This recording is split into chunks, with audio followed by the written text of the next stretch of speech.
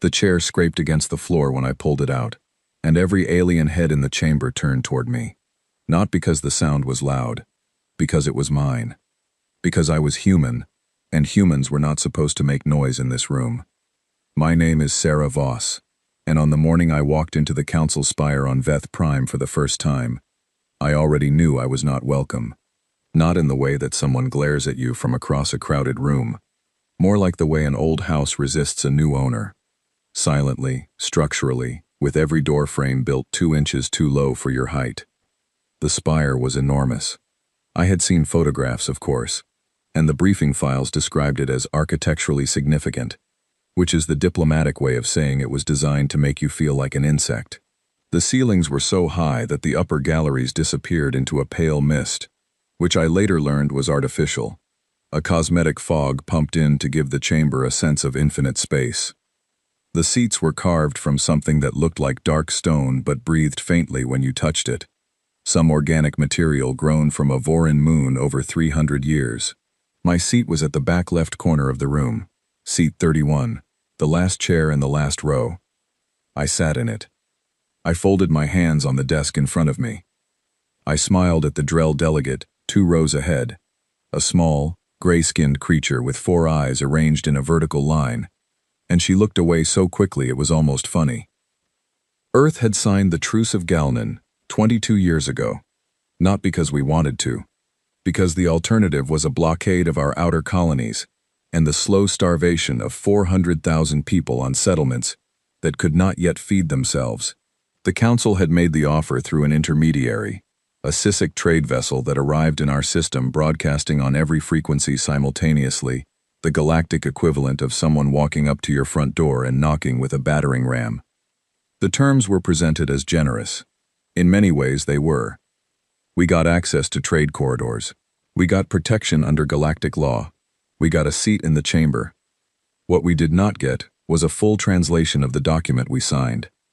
That detail would matter later. It mattered enormously. But on my first morning in the spire, I did not know the full shape of what had been done to us. I only knew what I had been told, and I only felt what the room was telling me, which was that I did not belong here, and everyone already knew it. Grand Arbiter Thesok presided from the central platform. He was Vorin, which meant he was tall, nearly 3 meters, with a body that moved like water poured into a very elegant container. His skin was the color of deep ocean, shimmering faintly under the chamber lights, and his face was arranged in a permanent expression of calm that I came to understand was not peace but control. He had been Grand Arbiter for 40 years. He had presided over the admission of 9 new species to the Council, including us. He referred to humans as the probationary species in official correspondence, which I had read on the shuttle ride over, and which I had not yet decided how to respond to. The session opened without fanfare. No gavel, no call to order. Thesok simply began speaking in the primary trade tongue, and the room followed. I had my translation earpiece in, a small device tuned to human audio frequencies, and for the first 40 minutes I listened to routine business, a border survey near the Omath territories, a water rights claim from one of the Sisek outer stations, a proposal to reclassify 3 star systems in the mid-spiral as protected space. Then they came to the item that was not on the agenda I had been given. Thesok introduced it as a procedural matter, Resolution 44C, the rerouting of Trade Corridor 7 through the outer belt of the Sol system, my system, Earth's backyard. He explained it in less than 4 minutes. The current corridor was inefficient. The new route would cut transit time by 11% for 17 member species. The Council had reviewed the solar cartography. The route was safe for passage. The vote would be taken immediately. I leaned forward in my seat. I pressed the Request to Speak button on my terminal. The light above it stayed dark. The vote passed before I finished pressing the button. 28 species in favor, 3 abstentions, 0 against. Because 0 voices were recognized. After the session, I stood in the long corridor outside the chamber and watched the other delegates pass me in clusters, speaking in their own languages, some of them glancing at me the way you glance at a piece of furniture you are not sure belongs in the room. I did not move. I stood there until the corridor was almost empty, and then I found the window that looked out over the city of Veth below, towers of pale mineral rising from a red-soiled plain, ships moving silently between them in organized streams, and I stood there a while longer. I was not angry yet. I want to be clear about that. What I felt in that moment was something more precise than anger. It was recognition. The same quiet understanding you get when you see a familiar shape from an unexpected angle and suddenly understand what you were actually looking at all along. They had given us a seat. They had not given us a voice. And they had arranged things so carefully that the distance between those two things was invisible, unless you were sitting in seat 31, pressing a button that no one had ever connected to anything. My aide, Riku Tanaka, was waiting for me outside the main entrance, holding 2 cups of something hot that passed for coffee on this planet, and failing only slightly in that mission. He was a small, precise man from Osaka, who had spent 15 years as a maritime arbitration lawyer before I recruited him, and his instinct for finding the load-bearing clause in any document was the single most valuable skill on our entire team. He handed me the cup. He looked at my face. He did not ask how it went. I want every document, I told him. The full truce text, all appendices, all amendments, everything the Council has published in the last 50 years, every procedural record you can access through the open registry. That is roughly 40,000 documents, he said. Then we start tonight.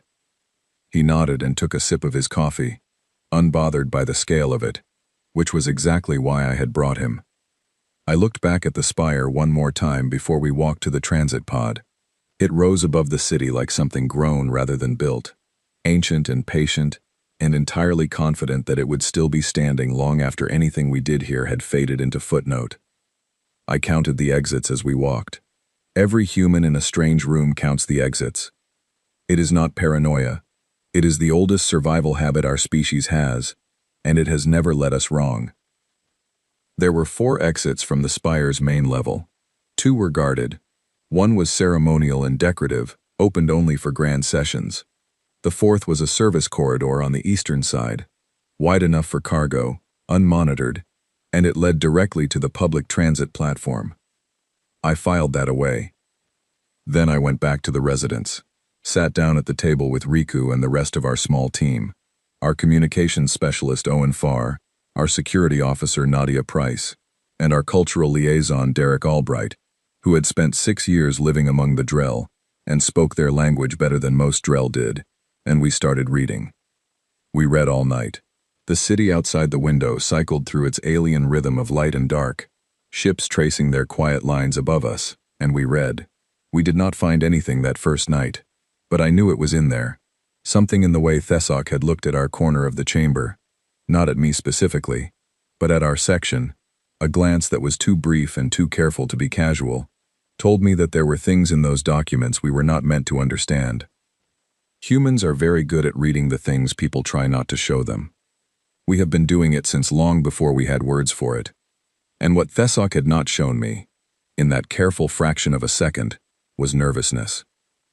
I went to sleep at 3 in the morning with 40,000 unread documents and one quiet, certain thought. We would find it. 6 weeks into my posting, Riku came to my office at 7 in the morning without knocking. He never came without knocking. I looked up from my terminal and saw his face and set down my coffee. He placed a single printed page on my desk, physical paper, which he only used when he did not trust the digital logs, which meant he already suspected someone might be monitoring our systems. Appendix D, he said, subsection 14 through 21, written in Old Vorin script, pre-standardization dialect, roughly 430 years old. I looked at the page. The characters were angular and layered, stacked in a way that made the text look more like architecture than writing. You translated this yourself? Derek helped with the phonological reconstruction. It took us 9 days. He pointed to a passage near the bottom of the page. Read the translation. I read it. Then I read it again. Then I set the page down very carefully, the way you set down something fragile when you suddenly realize it was fragile all along. The clause was titled, in his translation, Provisional Contribution of Labor and Service, in support of galactic peace. In plain language, it said this: any signatory species in its first century of Council membership could be required to provide personnel, soldiers, workers, technical specialists, for Council-designated peacekeeping actions, at Council discretion, with a minimum of 30 days' notice, and no right of refusal, while the truce remained in force. Conscription. Hidden in Appendix D of a document written in a language that had not been in common use for 4 centuries. Buried under 17 other subsections dealing with import tariffs and mineral survey protocols. Does this apply to us? I asked, though I already knew. We signed the truce 22 years ago. We are in year 22 of a 100-year provisional membership period. He pointed to another line. Yes, it applies to us. I stood up and walked to the window. Below, the city of Veth moved in its usual patterns, orderly and indifferent.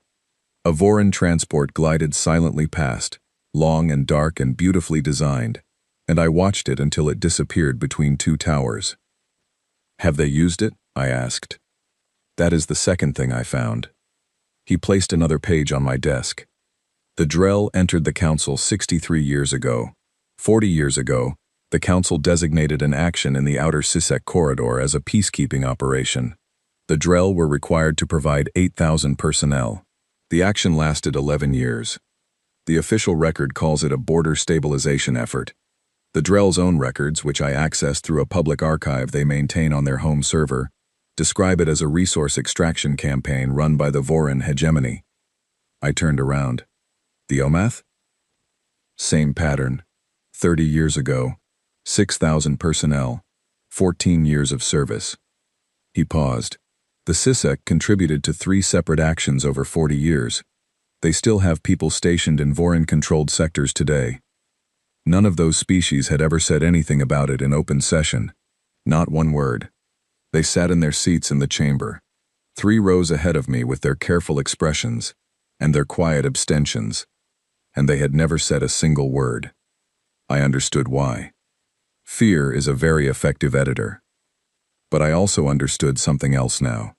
We were not looking at a treaty that had gone wrong over time. We were looking at a system that had been designed this way from the beginning. The Truce of Galnan was not a peace agreement. It was a franchise contract, and the Council was the franchisor, and the newer species were the ones running the locations without any say in the menu. I called Owen into my office and told him I needed a secure line to the Director General's office in Geneva. Not through the Council's communication relays. Through our own deep space array. The one we maintained independently. The one that added a 14-minute transmission delay but could not be intercepted by anyone on Veth Prime. While Owen set up the connection, I sat at my desk and wrote a list. Every violation I had documented so far. Every clause. Every hidden provision. Every action taken against a junior species under the authority of the truce. I numbered them. I cited the source documents. I cross-referenced them. When I was done, the list was 4 pages long and the margins were covered in Riku's precise handwriting, adding details I had missed. The connection opened. Director General Felix Osei appeared on my screen, the warm lighting of his Geneva office behind him, making him look calm and unhurried, in a way I found steadying. He was a tall man with a measured way of speaking, and the particular kind of patience that comes from running a planetary government for 11 years. The patience that is not stillness, but controlled momentum. I presented everything, all of it. I did not editorialize. I did not tell him what to think. I laid it out the way Riku had taught me to lay out a legal argument, starting from the document and working outward to the implications, not the other way around. When I finished, Osei was quiet for 31 seconds. I know because I was counting. Does anyone else on Veth Prime know you have this? He asked. Not yet. Are you certain of the translation? I had 3 independent reconstructions done. Derek did the first. I contracted 2 Voran linguistic scholars through an academic database, anonymously, for verification.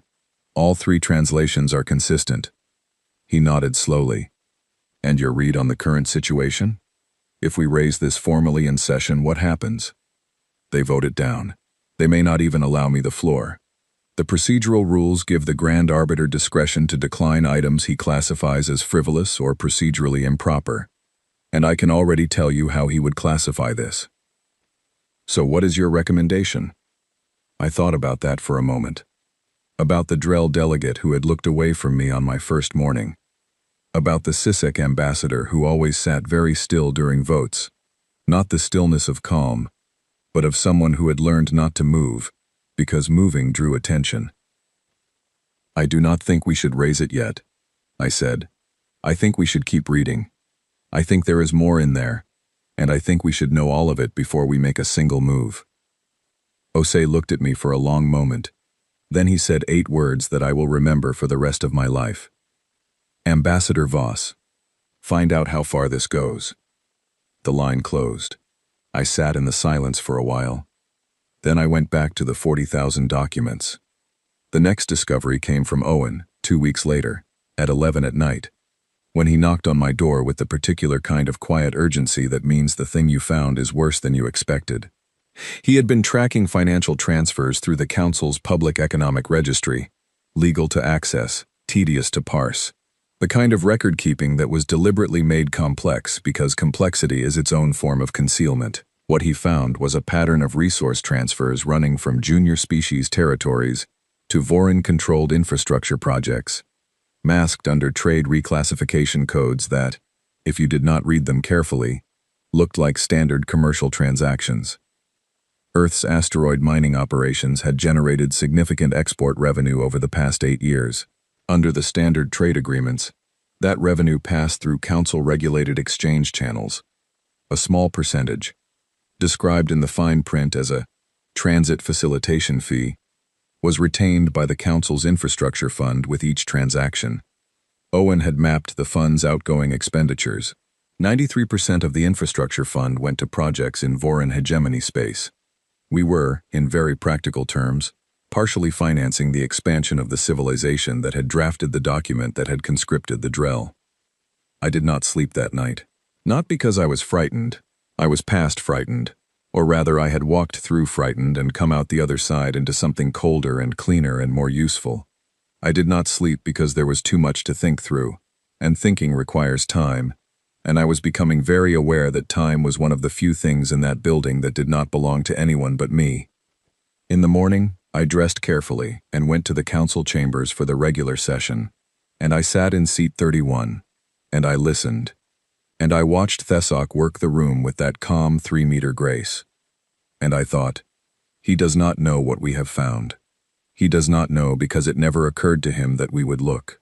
That we would spend our nights reading 400-year-old subclauses in dead dialects and mapping financial flows through public economic registries. They made the Truce complex because they believed complexity would protect them. It is a reasonable assumption. For 60 years it had worked. But they did not account for one particular variable. We were bored. I mean that seriously. 6 humans on a foreign planet with nothing to do after hours, except worry and read. And we read. We read everything. Owen made a spreadsheet. Riku made flashcard sets for the old Vorin dialect, actual physical flashcard sets, which he laminated, because that is who Riku is. Nadia cross-referenced security protocols. Derek identified 17 council members who had abstained on more than 40 consecutive votes, which suggested not neutrality but suppression. We were not exceptional. We were just thorough. Humans in an uncomfortable situation with a problem to solve become almost unstoppably thorough.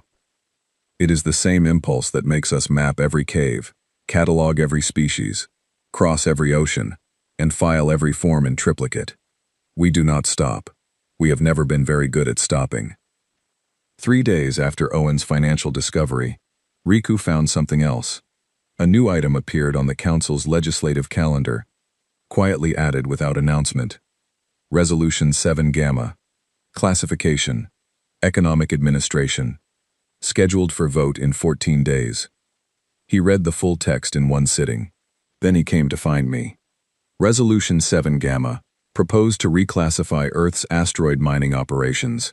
The entire Outer Belt extraction program. 16 active sites. 430,000 workers. As a shared galactic resource. under the collective jurisdiction of the Galactic Council. In simpler terms, the Council intended to nationalize our economy, not by invasion, not by force, by paperwork, filed through channels we had signed the right to contest away in Appendix D of a document written in a language we did not know we needed to read. I filed a formal objection the same afternoon. Under my credentials as Earth's ambassador, under the procedural rules that theoretically allowed any member to flag a legislative item for review before a vote, I filed it properly, with the correct referencing codes, in the correct format, through the correct channel. The following morning, Grand Arbiter Thesok addressed my objection in the Daily Administrative Bulletin. He wrote 3 sentences. The first acknowledged receipt of the filing. The second noted that Resolution 7 Gamma had been reviewed by the Council's legal office and found to be procedurally sound.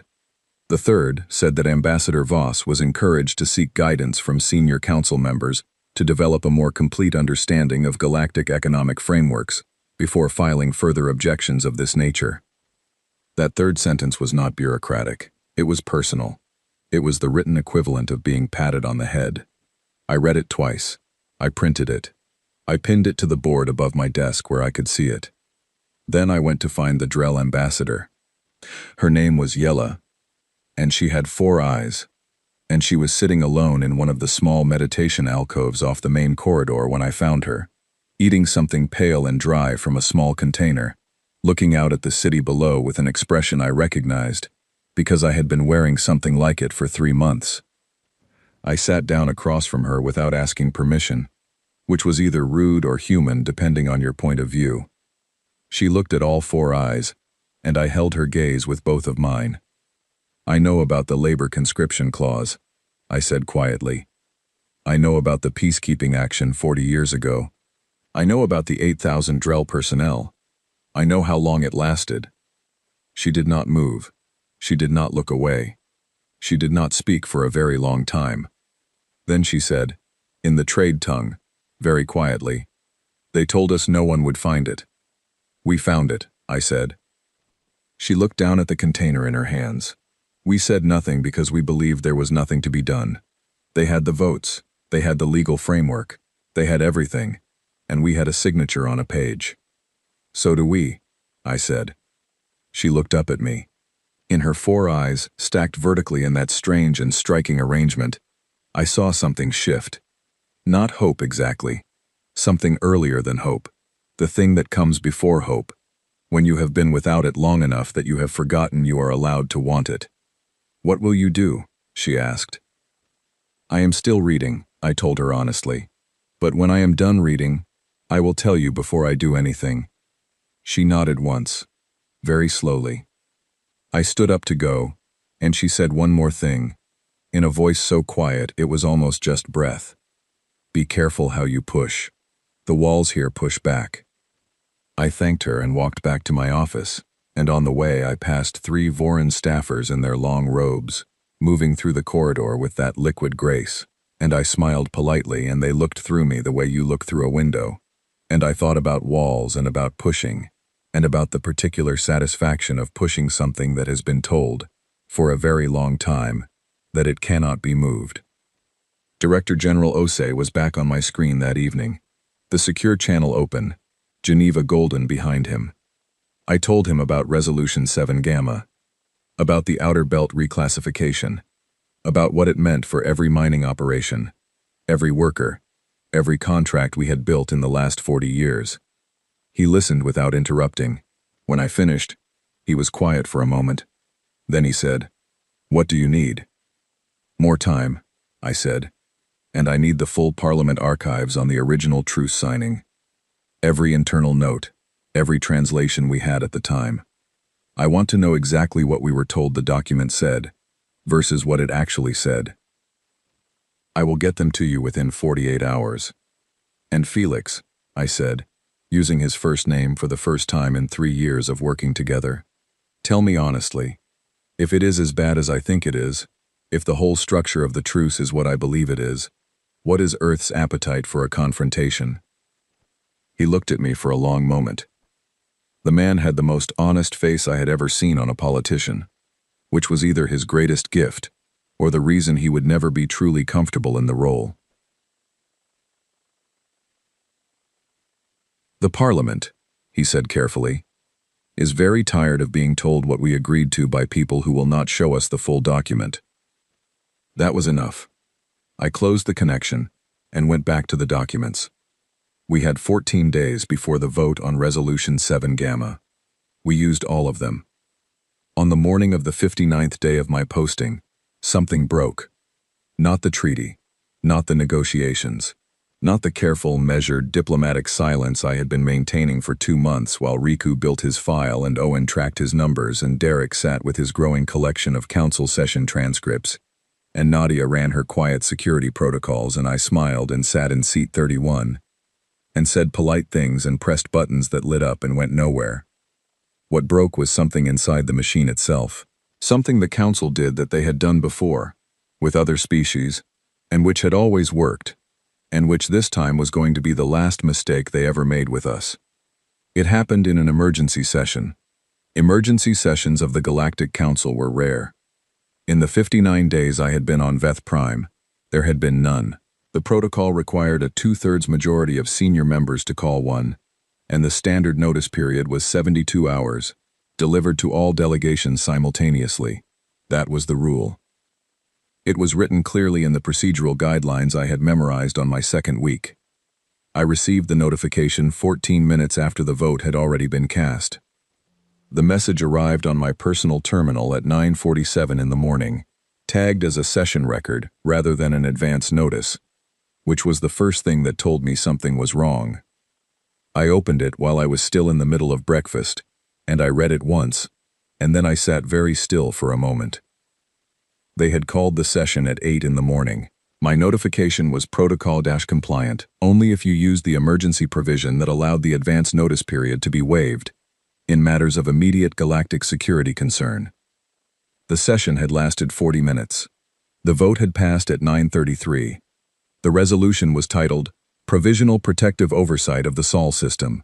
In the clean language of the official record, it authorized the permanent stationing of a Voran hegemony fleet at the outer boundary of our solar system, at the heliopause where our space began, as a defensive stabilization measure in response to what the Council had classified as increased territorial uncertainty in the mid-spiral region. A fleet. At our door, voted through without our knowledge, in a session we were never told was happening, under a security classification that conveniently removed our right to object before the fact. 31 species voted. Every delegation received notification at least an hour before the session. Every delegation except ours. I read the document a second time. A third time. Not because I did not understand it. I understood it perfectly. I read it a third time because I wanted to be completely, absolutely certain that I was reading what I thought I was reading, that there was no clause I had missed, no nuance in the language that changed the meaning. There was not. I set down my coffee. I pulled up a new document on my terminal and began writing. My hands were very steady. That surprised me a little, though it probably should not have. Riku came in 20 minutes later, which meant he had already seen it. He looked at my face, and then he sat down across from me and put his notepad on the table, and neither of us said anything for a moment. How do we respond? He asked. We do not respond yet, I said. We document every procedural violation, the notification timeline, the security classification usage, the waived notice period. I want it all laid out, in order, with timestamps. I already started, he said, and slid his notepad across to me. Of course he had. Owen knocked and came in without waiting, which was unusual for him. His face had the particular color of someone who has been staring at a screen for too long with news getting progressively worse. He sat down without being asked. I checked the fleet records, he said. Public registry, so it is all verifiable. The Voran have 3 heavy patrol formations currently stationed within 4 light hours of the heliopause. They have been there for 11 days. I looked at him. 11 days. The resolution authorizing their presence was passed this morning. They have been there for 11 days. So the vote had not authorized the fleet. The vote had retroactively legalized a deployment that had already happened. They had already moved. They had placed their ships at the edge of our solar system before they bothered to tell us they intended to. And then they had held a session we were not notified about, and made it official. I thought about the Drell. I thought about what Yela had told me. They told us no one would find it. They had been very confident for a very long time. That confidence had made them careless. And carelessness, in a structure built entirely on legal and procedural authority, was a vulnerability. I opened a fresh communication window and requested a private channel to the Drell delegation's residence. Yela answered in less than 2 minutes, which meant she had been awake and waiting, which meant she already knew. "You saw," I said. "We saw," she said. Her 4 eyes were very still. "They have done this before. Not to us. To the Sisek, 14 years ago. A fleet at their primary transit point. It stayed for 6 years. How did the Sisek respond? They filed a formal objection. The council ruled it inadmissible. They filed 3 more. All inadmissible. Eventually they stopped filing." She paused. "They have not filed an objection in 8 years. I looked at Riku. He was already writing. I looked at Owen. He was already compiling. "Yela," I said carefully, "I am about to request a secure channel to Earth. I am going to present everything we have found over the past 2 months. Every clause, every violation, every hidden provision, everything about the conscription records, everything about the financial transfers, and now this. I am going to present it to our full government and ask for guidance." She watched me with those layered eyes and said nothing. "When I have that guidance," I said, "I am going to do something that has not been done before in this building. And I would like to know whether, when that moment comes, you and your delegation are willing to stand up." The silence lasted long enough that I began to think I had miscalculated. That fear was too deep, or the memory of 11 years too heavy, or the simple math of 31 species to 4 was too discouraging. Then Yela said, "Come find me before you go into the chamber. I want to know it is real before I believe it." I told her I would. The channel closed. I spent the next 4 hours drafting the most precise document I had ever written. Every finding, numbered and cross-referenced. Every timeline violation. Every suppressed clause. Every financial pattern Owen had mapped. The conscription records for 3 species over 60 years. The fleet deployment. The retroactive authorization. The missing notification. Then I opened the secure line to Geneva, and I presented all of it to Director General Osei, and the full emergency session of the World Parliament, which Felix had already convened, because he knew I would be calling, and he knew it would not be small. I talked for 2 hours. I answered questions for another hour. There were voices I recognized and voices I did not. Senior parliament members, military advisors, legal scholars, who had been pulled into the session and were hearing the contents of those hidden clauses for the very first time. I heard a woman on the legal committee say, very quietly, "They conscripted who?" And the silence that followed that question was the kind of silence that precedes a very significant decision. When the questions were finished, Felix asked the room to deliberate. He kept the channel open. I sat in my office on Veth Prime and listened to the sound of my government thinking, which is not as quiet as you might expect. 47 minutes later, Felix came back on screen. He looked older than he had that morning. Not tired, older, in the way that people who have just made a significant decision age slightly in the making of it. "The Parliament," he said, "has voted to support whatever course of action you judge to be appropriate, Ambassador. You have full authority to act on Earth's behalf." He paused, and then Felix Osei, who had run a planetary government for 11 years with more steadiness and patience than almost anyone I had ever known, looked at me through the screen from across 14 minutes of deep space, and smiled. It was the tired kind of smile, the trusting kind, the kind that has weight in it. "We always have," he said. "Trusted you, Sarah, from the day you took the posting." The channel closed. I sat with that for a moment. Then I called the team together. "We have 4 days until the next full session," I said. "Here is what we are going to do." I arrived at the council spire at 6 in the morning. 2 hours before the session was scheduled to begin. The corridors were quiet at that hour. A few maintenance workers moved through the long halls, most of them CISEC, small and quick-moving, doing the work that the architectural grandeur required, and that no one with a senior badge ever noticed. I nodded to them as I passed. 2 nodded back. 1 did not look up. I went to our delegation office and sat down with Riku and Owen and Derek and Nadia, and we went through everything one final time. Not because we were uncertain, because this was the kind of moment that required certainty, and certainty requires repetition, and repetition requires time. And I had been very careful with time. The document was ready, 41 pages, every violation numbered, every source cited, every piece of evidence cross-referenced to 3 independent verifications. Riku had worked on it for the past 72 hours with almost no sleep, and it had the particular quality of things built under pressure by someone who was very good at their work, compact, clear, and utterly without error. Owen had prepared the distribution packet. At exactly the moment I stepped onto the central address platform, a copy of the full document would be transmitted to the personal terminal of every delegate in the chamber, all 31, in their own language, simultaneously.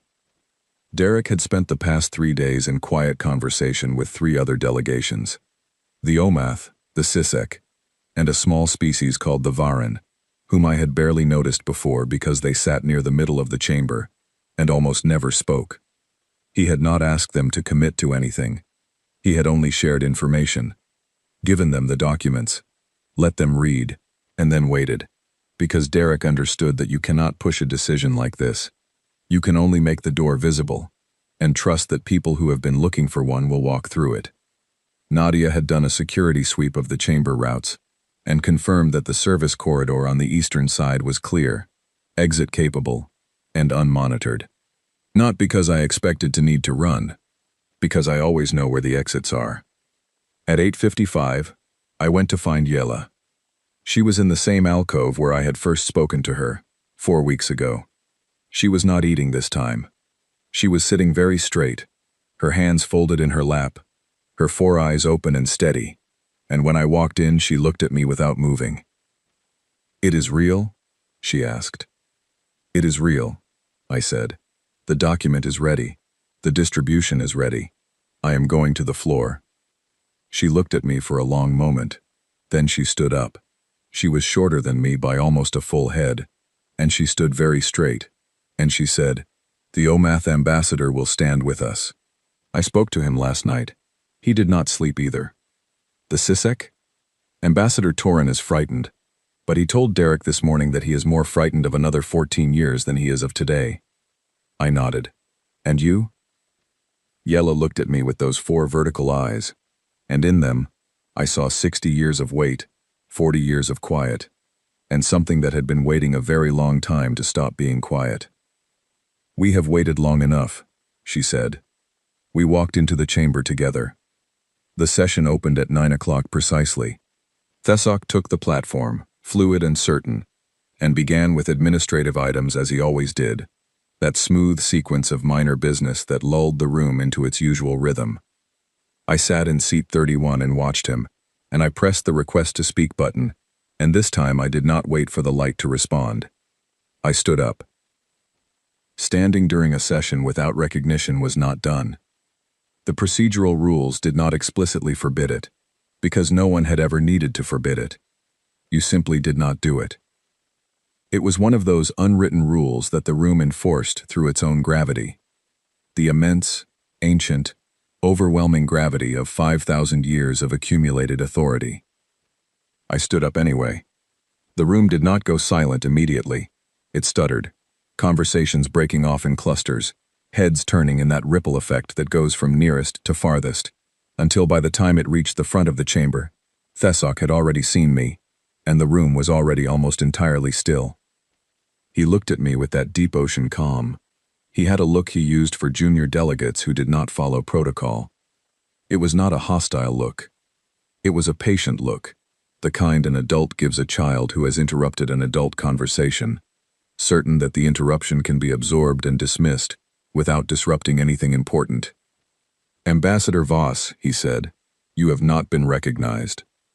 I request recognition, I said, under Article 12, Section 2 of the Council's Foundational Charter, which guarantees any member delegate the right to address a full session on a matter of treaty compliance. There was a pause. Article 12, Section 2 was old enough that no one had cited it in living memory, but it had not been repealed, and it was very clear. Thesic knew it. I could see the moment he accessed it in whatever deep archive of procedural knowledge he kept in that carefully arranged mind, and the moment he recognized that it existed, and that I had cited it correctly, and that denying it would itself be a violation. You have the floor, he said. The patience in his voice was perfect and absolute, and entirely concealing something underneath it that I chose to read as the first faint beginning of concern. I walked to the central address platform. You were not supposed to do that either. As a junior delegate, the platform was for the Grand Arbiter and for senior species representatives during formal address. I walked to it anyway, because it had a speaker's podium with a document reader, and I needed the document reader. I placed my copy of the report on the podium. I looked up at the chamber. 31 delegations, hundreds of faces in every shade and configuration that sapient life had produced over billions of years of separate evolution, all of them watching me. And I felt something very steady move through me, the way a beam feels when it settles into its correct position. Click, right, load-bearing. Distinguished delegates, I said, and my voice was steady and clear in the chamber's acoustics. I am addressing this body today, under Article 12, Section 2, to present documented evidence of 17 violations of the Truce of Galnan committed by the Galactic Council against signatory member species over the past 6 decades. The room moved, not physically, but something in the quality of the attention shifted, the way air in a sealed room shifts when someone opens a window. I did not hurry. I had practiced this delivery for 3 days, and I had stripped it of everything that was not essential, because the most powerful thing I could do in this moment was not perform. The most powerful thing I could do was be precise. I began with the conscription clauses. I cited the exact text of Appendix D, subsections 14 through 21, in the original Old Voron script and in the standardized trade tongue translation. I described the 3 independent linguistic verifications. I read the clause aloud, slowly, in trade tongue, so that every delegate in the room heard the exact words that had been hidden in the fine print of the document they had all signed. Then I described the actions taken under that clause. The Drell conscription 40 years ago. 8,000 personnel. 11 years. The official record versus the Drell's own historical archive. I cited both. I did not characterize the difference between them. I let the difference speak. The OMATH. 6,000 personnel. 14 years. I cited their records. The CISIC. 3 separate actions. 40 years of combined service. Personnel still stationed in Voron-controlled sectors today. I looked up from the podium at approximately this point. In the Drell section, Yellow was sitting very straight, her 4 eyes forward, her expression still. In the OMATH section, Ambassador Greth had both of his upper hands flat on the desk in front of him. In the CISIC section, Ambassador Torin, small and brown-shelled and usually so careful about making himself invisible, was looking at the floor, and his hands were trembling very slightly. I moved on. The financial transfers, Owen's mapping of the transit facilitation fee, and its channeling into Voron infrastructure. The numbers, year by year, cumulatively.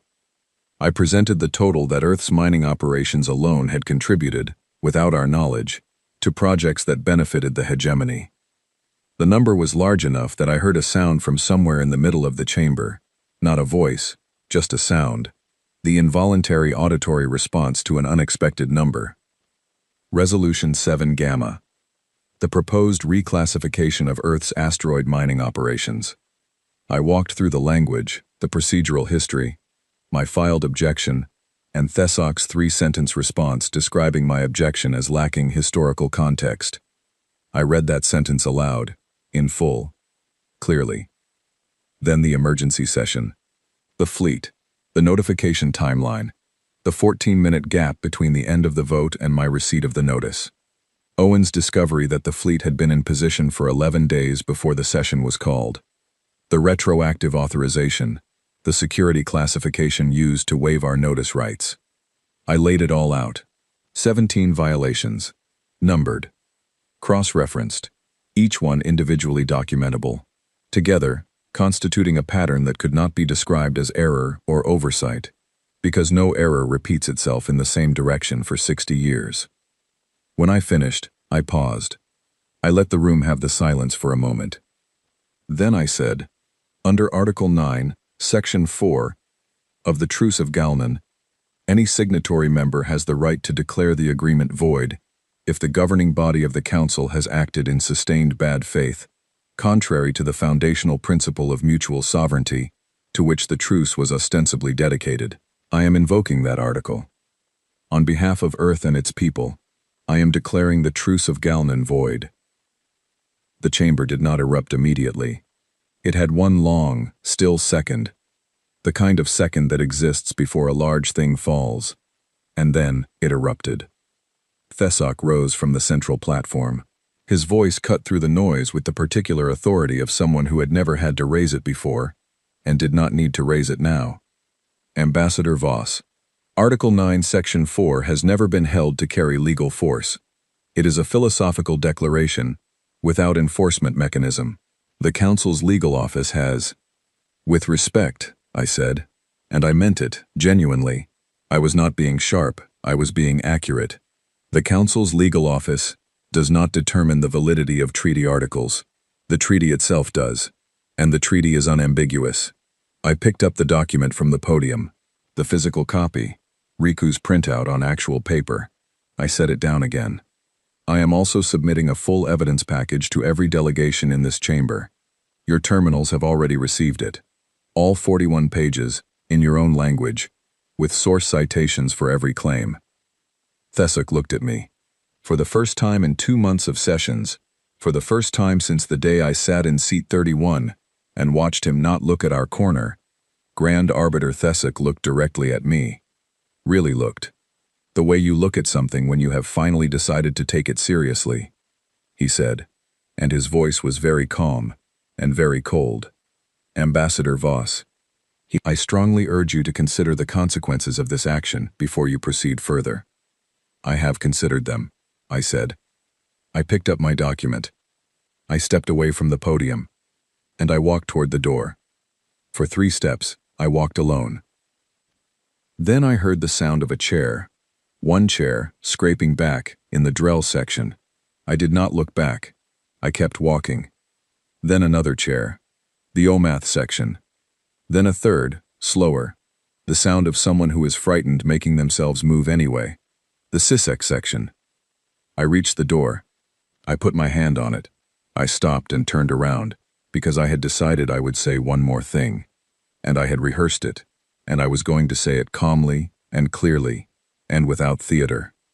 The chamber was in a kind of shocked quiet now. Thesok had not moved from his platform. 3 delegations were on their feet behind me.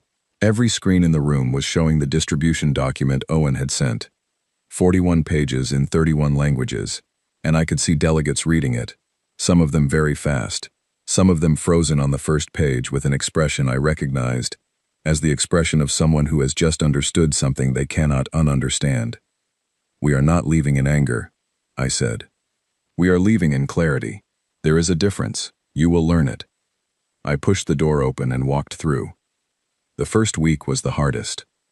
I am not going to pretend otherwise, because pretending otherwise would be dishonest, and I have spent too much of the past 4 months being precise about things to stop now.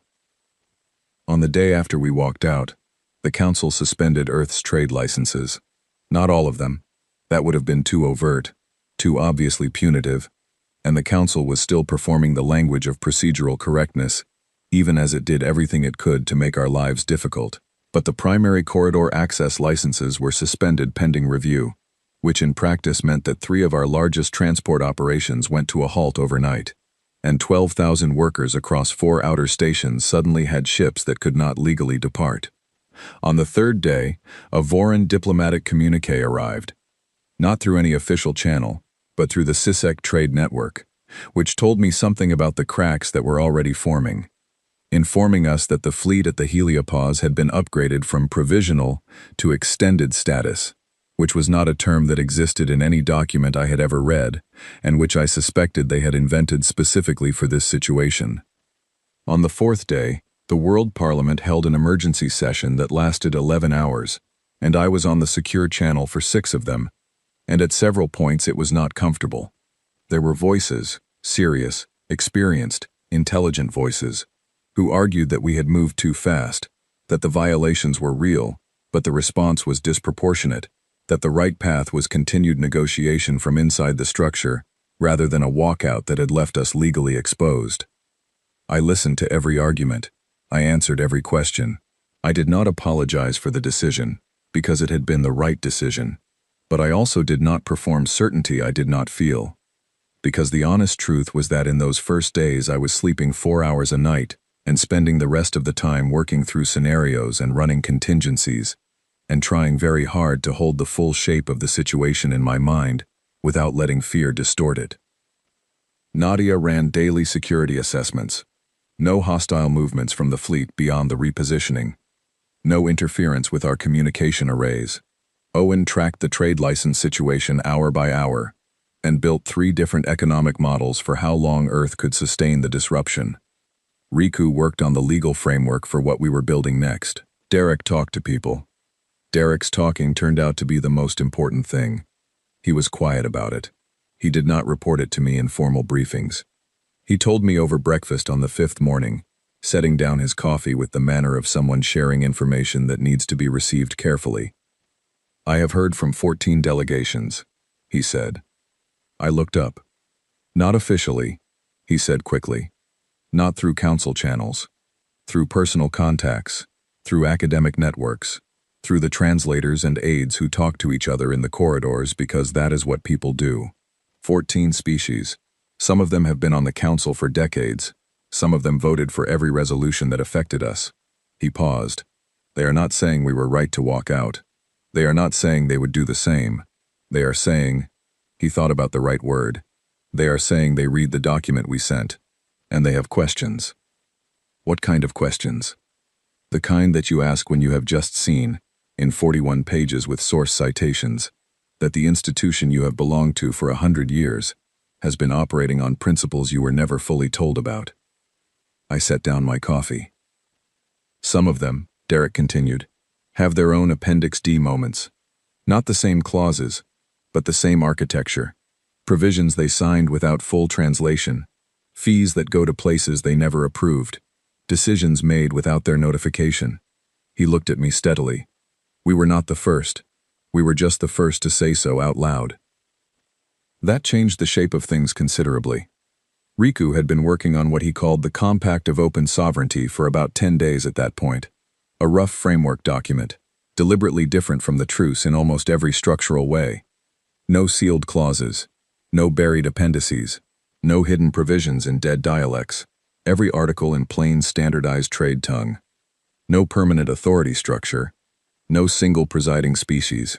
Decisions by genuine consensus with explicit right of refusal, written into the founding text, not theoretically in Article 9, Section 4, but practically, visibly, in Article 1, Line 1. It was not a new Galactic Council. It was not a competing power structure. It was something much simpler and therefore, in some ways, much harder to dismiss. It was an invitation. We sent it out on the 8th day. Not with ceremony, not with a press release or a formal transmission through any official channel.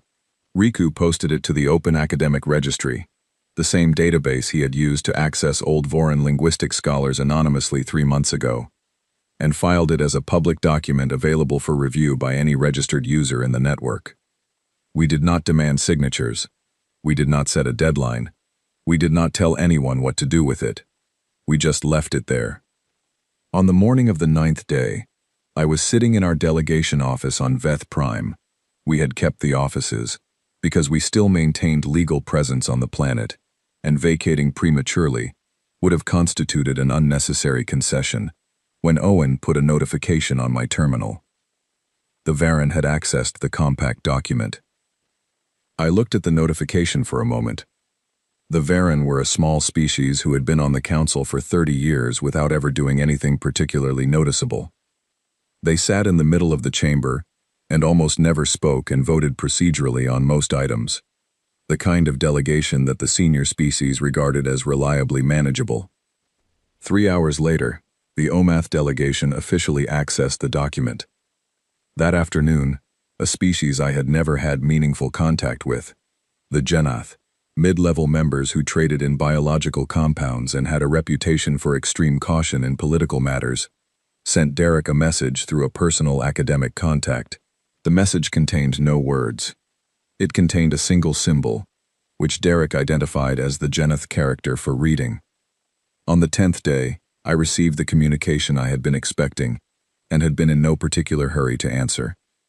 Grand Arbiter Thesok requested a private channel. I had his message for 4 days before I responded. Not because I was being petulant. I want to be clear about that. Because I had been watching the compact document's access logs, and I wanted to see the shape of who was reading it before I sat down opposite the man who had built the system I had just walked out of. On the morning of the 14th day since the walkout, I opened the channel. Thesok looked different on screen than he did in the chamber. The chamber had lighting designed to emphasize his height and the liquid grace of his movement. The screen was flat and ordinary, and made him look like what he was, a very old diplomat who was trying to understand something new and finding it uncomfortable. He opened with formal courtesy. I responded in kind. We observed the standard protocol of senior diplomatic exchange, which was almost comical given the circumstances, but I observed it seriously because the forms of respect matter even when you are in disagreement, and I was not interested in being dismissive. Ambassador Voss, he said, when the formalities were done, I would like to understand what humanity wants from this situation. I had thought about how to answer this question for 14 days. What we want, I said, is nothing you are not already obligated to give us. Full transparency of any agreement we are asked to sign, in a language we can verify. Notice of any session in which matters affecting our territory or people are to be voted upon. The right to refuse any obligation not explicitly agreed to in clear language. Economic arrangements that are accurately described in the agreements that authorize them. I paused. These are not extraordinary requests. They are the basic conditions that the truce was written to appear to guarantee, and was actually structured to prevent. Thesok was quiet for a moment. The truce has maintained galactic peace for 400 years. The truce has maintained Voran primacy for 400 years, I said, gently but directly. That is a different thing. Another silence. Longer this time. What you have set in motion, he said, could destabilize structures that took centuries to build. What was already in motion destabilized them, I said. We did not create this situation. We described it. He looked at me through the screen, and I looked back at him, and for a moment there was something almost human about the exchange. Two people on opposite sides of a very large disagreement, both of them aware that they were at the beginning of something that neither of them could yet fully see the end of. The document your team published, he said finally. The compact. Yes.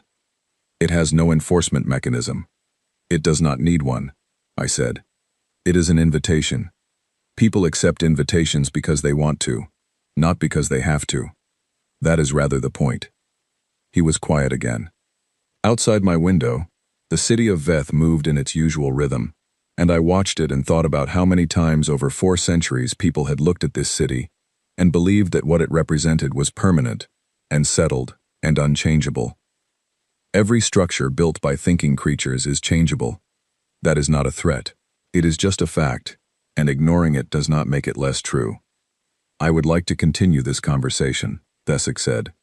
So would I said. And I meant it. But not in the current framework. When there is a framework in which both parties are actually equal, I am very willing to talk. I closed the connection. Owen was at the door. He had the access log on a tablet, and he was trying to look professional about how pleased he was, which was not entirely succeeding. 31 species have accessed the compact document, he said. That is every council member. plus 9 non-member species in the outer systems who received copies through secondary academic networks. The Geneth? They accessed it 4 times. He paused. The second access was their legal office. The third was their parliament. The fourth was their Office of External Affairs. I nodded. And the Varan sent a formal inquiry to Derek, he said. They want to know whether the compact is open to amendment by prospective signatories. Tell Derek to tell them yes, I said. That is the entire point. Owen nodded and went back to his desk. Riku appeared in the doorway a moment later, holding 2 cups of the coffee that only partially succeeded at being coffee, and handed me one. How are we doing? I asked him. We are doing well, he said. The trade license suspension is costing us more than I would like. Nadia's projections suggest the outer stations can sustain it for about 4 more months without significant worker impact. Less if the Sisek corridor stays partially blocked. He sat down. But the Omath have quietly offered us a transit route through their secondary network. It is not fast. It covers about 60% of our current volume, and it is not official. He looked at me. Yet. Good, I said. The Drell forwarded us something this morning, he added. Yella's personal message. She wanted you to have it. He handed me his tablet. The message was short, in the trade tongue, in Yella's precise grammatical style. It said, For 60 years we believed the door was locked. We now understand it was only heavy. Thank you for leaning. I read it twice. Then I handed the tablet back. I walked to the window. The city of Veth was still there below me, pale and red-soiled and ancient, the towers rising with their alien certainty. Above the city, a Voran transport moved through the organized streams of traffic, long and dark and still beautifully designed. I thought about Gateway Station, which was waiting for me above Earth when this was over. I thought about my office there, the observation deck with the view that makes every human who stands on it go quiet for a moment. Not out of sadness, but out of the particular awe of seeing the thing you come from at a scale that makes you understand both how small it is and how extraordinary. I thought about the first human beings who looked up at the night sky and wondered what was out there. Hundreds of thousands of years of wondering.